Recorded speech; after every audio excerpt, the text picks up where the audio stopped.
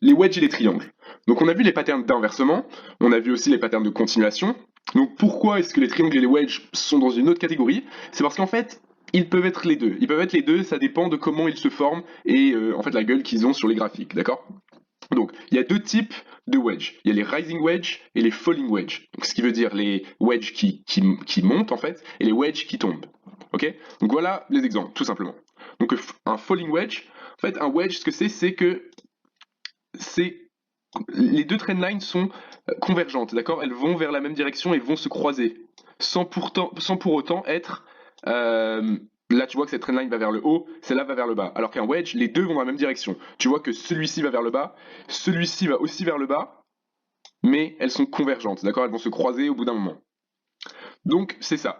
Donc ça c'est un rising wedge, un falling wedge, pardon, c'est-à-dire qu'il tombe petit à petit. Et ça c'est un rising wedge, c'est-à-dire qu'il monte petit à petit. Donc voilà, donc ça c'est ce que je te disais. Tu vois, on peut avoir un bullish trend avant, soudain ça forme un wedge, un peu comme un continuation pattern qu'on a vu, d'accord, si tu te rappelles, où justement il y a la demande et l'offre est en train d'être partagée, un break et on continue, ok?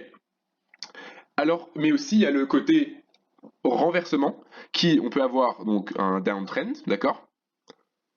Et puis là, le pattern se forme, ok, pareil, convergent, et quand il y a une cassure, ça monte, d'accord? Donc, c'est ce que je veux dire par là, qu'il y a le côté continuation et le côté renversement.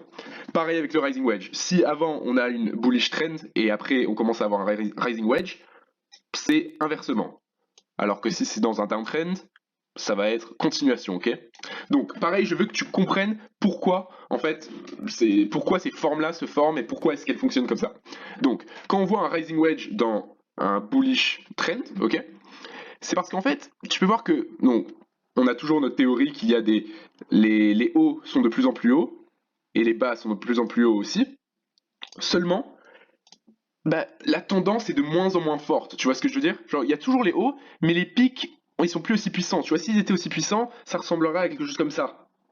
Sauf que ça le fait plus comme ça, d'accord? C'est de moins en moins puissant. Ça veut dire qu'on perd de plus en plus de vendeurs. On perd de plus en plus d'acheteurs, pardon. Tu vois? À partir de ce moment-là, les gens ne veulent plus acheter. Ça corrige un petit peu. À partir de ce moment-là, maintenant, les gens ne veulent plus acheter. Donc ça veut dire qu'il y a un manque d'acheteurs dans le marché. Et donc c'est pour ça que ça indique une potentielle baisse, d'accord? Et un potentiel renversement. Pareil pour ici, d'accord? Là, on est en train de monter, mais pareil, on voit qu'il y a de moins en moins d'acheteurs. Les hauts sont de moins en moins hauts, ok? On n'arrive pas vraiment à faire des mouvements comme ça, là. Donc voilà, c'est comme ça que se forment les patterns. Pareil pour le falling wedge, ok? C'est que on descend, mais de moins en moins. Boum. Pareil pour ici, ok? Donc je veux vraiment que tu comprennes cette notion, en fait, que, comme je t'ai dit, encore une fois, c'est tout par rapport à l'offre et la demande. Donc ici, on voit que le prix a fait que descendre, et là, il continue à descendre, mais clairement, il galère à descendre, tu vois. Là, ça descend, mais pas vraiment, quoi. Pas vraiment, ça casse notre trendline, hop, et ça part vers le haut, ok? Donc voilà, donc ça c'est les wedges. Ensuite, les triangles. Donc t'as peut-être l'impression que c'est similaire, sauf que là, en fait, c'est pas convergent, simplement parce que les wedges, ça va dans la même direction, les deux trendlines, alors que ici, t'as le triangle symétrique, donc comme son nom l'indique, c'est symétrique. Le triangle ascendant, donc c'est quand il y a un côté qui est plat, le côté du haut, et le triangle descendant quand le côté du bas, il est plat, d'accord? Donc, il faut savoir que un triangle symétrique, ça peut casser dans les deux directions. Un triangle ascendant, ça a plus de chance et ça a plus de puissance si ça casse du côté plat. Pareil, là, réfléchis pourquoi. C'est parce que là, on est dans une montée, ok? Là, qu'est-ce qui se passe? Le prix est rejeté, mais il y a des acheteurs qui poussent le prix au même prix, c'est rejeté. Là, les acheteurs, il y en a encore plus. Tu vois ce que je veux dire? C'est encore plus haut. Donc les gens, au lieu d'acheter à, on va dire, 1 euro, ils achètent à 2 euros. Ils s'en foutent. Ça remonte, c'est encore rejeté. Là, les acheteurs, ils achètent encore plus haut. Ça veut dire qu'il y a de plus en plus d'acheteurs sur le marché. Donc le moment où ça, on arrive à battre les vendeurs, c'est terminé, ça monte. Tu vois ce que je veux dire? Pareil par ici, ok? Là, on voit qu'il y a de plus en plus de vendeurs qui poussent le prix vers le bas, alors que les acheteurs, ils n'ont pas assez de puissance pour vraiment rejeter le prix. Du coup, au moment où ça casse, c'est terminé, ok? On va voir un mouvement vers le bas. Et puis là, c'est un équilibre entre les acheteurs et les vendeurs. Du coup, enfin, on va dire le premier qui gagne, il a gagné, quoi. Tu vois ce que je veux dire? Mais après, évidemment, quand ça va être dans un trend, comme je t'ai déjà dit, the trend is your friend. Donc la tendance est ton ami. Vaut mieux que tu essayes de prendre ça sur un achat plutôt qu'une vente, d'accord? Mais voilà, donc j'espère que tu captes bien ça aussi. Et pareil pour que, en fait on a vu que sur chaque pattern on a le MPO, donc le prix minimum d'objectif. Donc là sur les triangles ça va être cette distance, ok? Cette distance que tu vas viser. Donc tu peux imaginer que sur les wedges, je te laisse deviner ce que ça va être, ok? Évident, ça va être cette longueur aussi, d'accord? Tu prends cette longueur et ça c'est ce que tu vas target. Donc voilà. Maintenant regardons un peu un exemple. Donc ici, tu vois un falling wedge. Donc là, tu vois qu'il est en uptrend, c'est-à-dire qu'on a eu mouvement vers le haut.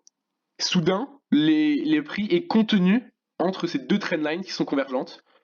Boum, on casse le prix. Qu'est-ce qui se passe? On a notre... On calcule, ok, on prend notre MPO, cette longueur. Toc. Ça nous arrive à ici, tu peux voir que le prix l'a respecté parfaitement. C'est-à-dire que si on avait acheté au break avec un stop loss derrière. Dans le prochain chapitre, on va voir comment trader justement nos analyses. Pour l'instant, on est juste en train d'analyser. Mais tu peux voir que c'était un très beau trade. Donc ça, c'est le wedge. Ici, sur cet exemple, on peut voir que on a un falling wedge. Ok, tout à l'heure, c'était un falling wedge aussi, mais en continuation. Là, on a un falling wedge en renversement, justement. Ok, on peut voir que le prix est en train de tomber. Sauf que là, qu'est-ce qu'il est en train de se passer? On a une trendline ici, ok, et une trendline ici. Je te l'ai fait vite fait, hein, mais tu vois ce que je veux dire? Donc là, on voit que le prix tombe, mais des vendeurs, il y en a de moins en moins, d'accord? Le prix galère de plus en plus. Qu'est-ce qui se passe? Boum, rejeté. Qu'est-ce qu'on a là? Un retest, d'accord? De notre résistance qui est devenue support. Et hop, on part de l'autre sens, d'accord? Et pareil, ici, si tu te rappelles, il y a deux vidéos, Head and Shoulder, je sais pas si tu arrives à le capter, il est comme ça, là, ici, notre tête, la deuxième épaule, break, retest, c'est parti. Ok? Donc tu peux voir que les patterns, j'espère que tu commences à capter que peut même y avoir un pattern dans un autre pattern, ok? Donc voilà, donc ça c'est le wedge. Maintenant on va essayer de trouver un triangle.